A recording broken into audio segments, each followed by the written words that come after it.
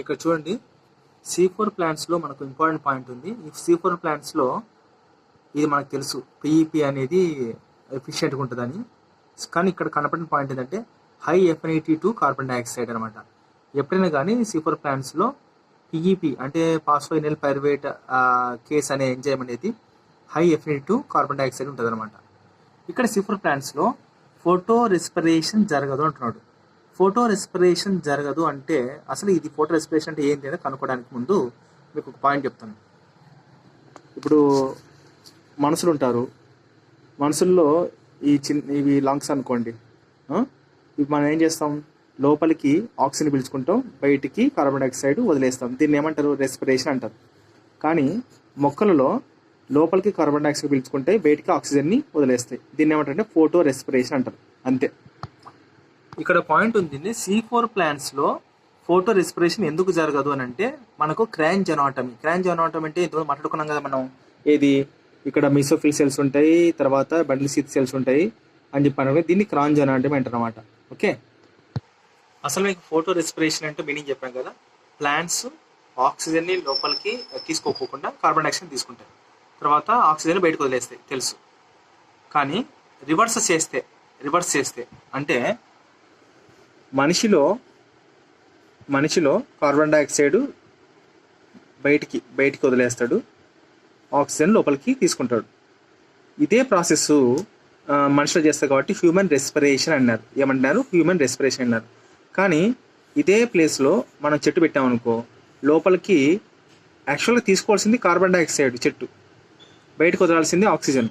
కానీ చెట్టు మాత్రం ఏం చేస్తుందంటే ఈ ప్రాసెస్లో, ఫోటో రెస్పిరేషన్ ప్రాసెస్లో ఆక్సిజన్ని లోపలికి తీసుకొని మనిషి మాదిరి కార్బన్ డైఆక్సైడ్ని బయటకు వదిలేస్తుంది. అందుకే దాన్ని ఏమంటారంటే ఫోటో రెస్పిరేషన్ అంటారు. ఈ ఫోటో రెస్పిరేషన్ ప్రాసెస్ అనే దానిని ఏమంటారంటే C2 సైకిల్ అని అంటారు. ఇది ఫోటో రెస్పిరేషన్ అనేది ఎక్కువగా C3 ప్లాంట్స్లో జరుగుతుంది, తర్వాత C4 ప్లాంట్స్లో జరగదు. ఎందుకంటే క్రాంజ్ ఎనాటమీ ఉంది కాబట్టి ఫోటో రెస్పిరేషన్ జరగదు. క్రాంజ్ ఎనాటమీ అంటే ఏంది, మిసోఫిల్ సెల్స్, బండిల్ సెల్స్ ఉంటాయి కాబట్టి, రైట్. సో మరి ఈ ప్రాసెస్లో, ఫోటో రెస్పిరేషన్ అనే ప్రాసెస్లో మొక్కలు ఆక్సిజన్ ఎక్కువ ఉపయోగించుకుంటాయి మరియు కార్బన్ డైఆక్సైడ్ని బయటికి వదిలేస్తాయని చెప్తాను. రివర్స్, అసలు కార్బన్ డైఆక్సైడ్ ఎక్కువ ఉపయోగించుకోవాలా, కానీ ఇక్కడ ఆక్సిజన్ ఎక్కువ ఉపయోగించుకుంటున్నాయి. ఇది మనకు వదలాల బయటికి, కానీ ఇవి ఎక్కువ వదులుతున్నాయి. దాన్నే ఫోటో రెస్పిరేషన్ అంటారు. చెప్పా కదా, మనిషిలో జరిగిన మాదిరి జరిగితే హ్యూమన్ రెస్పిరేషన్ అంటారు. ఇది ప్లాన్లో జరుగుతుంది కాబట్టి పదం ఫోటో అని వాడినారు, అంతే ఏం లేదు. సరే, ఇక్కడ కథ ఏంటంటే రుబిస్కో అనే ఒక ఎంజైమ్. దీనికి 2 లక్షణాలు ఉంటాయి. కార్బన్ ఎక్కువైందనుకో కార్బన్ డైఆక్సైడ్తో ఎక్కువ రియాక్ట్ అవుతుంది.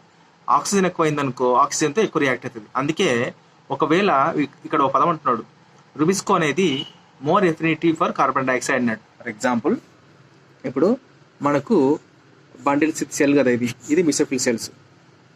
ఇక్కడ కార్బన్ డైఆక్సైడ్ మనకు ఎంతో కొంత ఒక 50% ఉందనుకోండి కార్బన్ డైఆక్సైడ్.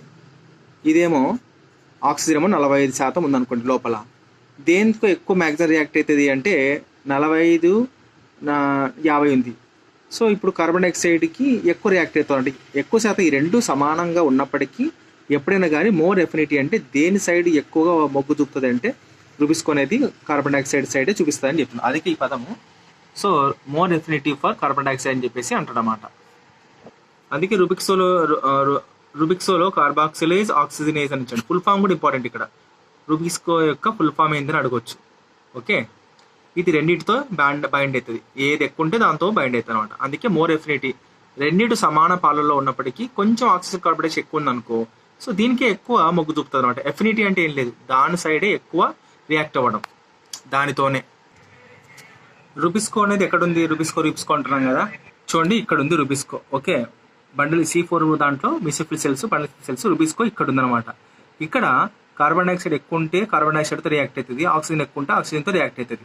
C4 ప్లాంట్స్లో కార్బన్ డైఆక్సైడే ఎక్కువ ఉంటుంది ఆక్సిజన్ కంటే. కాబట్టి రుబిస్కో అనేది కార్బన్ డైఆక్సైడ్తో రియాక్ట్ అయిపోయి ఫోటో రెస్పిరేషన్ని అసలు చెయ్యదనమాట. C3 ప్లాంట్స్లో చేస్తుంది అంతే.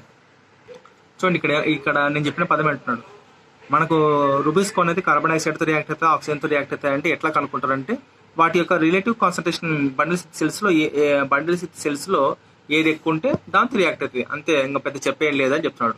మరి C3 ప్లాంట్స్లో ఆక్సిజన్ కాన్సన్ట్రేషన్ ఎక్కువ ఉందనుకో రూబిస్కో ఏమవుతుందంట ఆక్సిజన్తో రియాక్ట్ అవుతుంది. అప్పుడు ఏమవుతుందంటే కార్బన్ డైఆక్సైడ్ మాలిక్యూల్ని తయారు చేయడం అనేది తగ్గిపోతుంది. అందుకే దీని ఏమంటే ఆక్సిజన్ కార్బన్ డైఆక్సైడ్ ఫిక్సేషన్ అనేది తగ్గిపోతుంది. అట్లా మనకు కార్బన్ డైఆక్సైడ్ ఫిక్సేషన్ తగ్గిపోతే మంచిదా చెడ్డదా? చెడ్డది. మనకు గాలి అసలు చెట్టులో కావాల్సింది లోపల ప్రాసెస్కి కార్బన్ డైఆక్సైడే, బయటికి ప్లాంట్కి అనవసరమైన గాలి ఏంటంటే ఆక్సిజన్, అది వదలాల. సో కాబట్టి ఇది తగ్గిపోతే ఎట్లా? కష్టం అనమాట. అందుకే C3 ప్లాంట్స్ C4 ప్లాంట్స్ కంటే కొంచెం ఎఫిషియెంట్గా ఉండవు అనమాట. దీనికి తక్కువ ప్రాధాన్యత ఉంది. సో జనరల్లీ మామూలుగా ఏం చేస్తారంట రూబిస్కో అనేది కార్బన్ డైఆక్సైడ్తో కంబైండ్ అయితే RuBP అనేది 2 మాలిక్యూల్స్ ఆఫ్ PGAగా ఏర్పడుతుంది. అంటే సాధారణంగా వాడు చెప్పేది, అన్ని మర్చిపోండి ప్రాసెస్ అంతా. ఒకవేళ జనరల్గా రూబిస్కో అనేది కార్బన్ డైఆక్సైడ్తో రియాక్ట్ అయితే ఇదేమైతే అంట 2 మాలిక్యూల్స్ ఆఫ్ PGAగా ఏర్పడుతుంది అని చెప్తున్నాడు. అదే ఫోటో రెస్పిరేషన్ జరిగేటప్పుడు అసలు ఫోటో రెస్పిరేషన్ ఎలా జరుగుతుంది? రూబిస్కో అనేది ఆక్సిజన్తో రియాక్ట్ అయినప్పుడు ఫోటో రెస్పిరేషన్ అంటారు దాన్ని. సో ఈ రూబిస్కో అనేది జనరల్గా ఇలాగా కంబైండ్ అయ్యి ఈ మాలిక్యూల్స్ ఏర్పడాలా, కానీ ఇది ఆక్సిజన్తో కలిసినప్పుడు కంబైండ్ అయినప్పుడు మనకి ఏమవుతుందంటే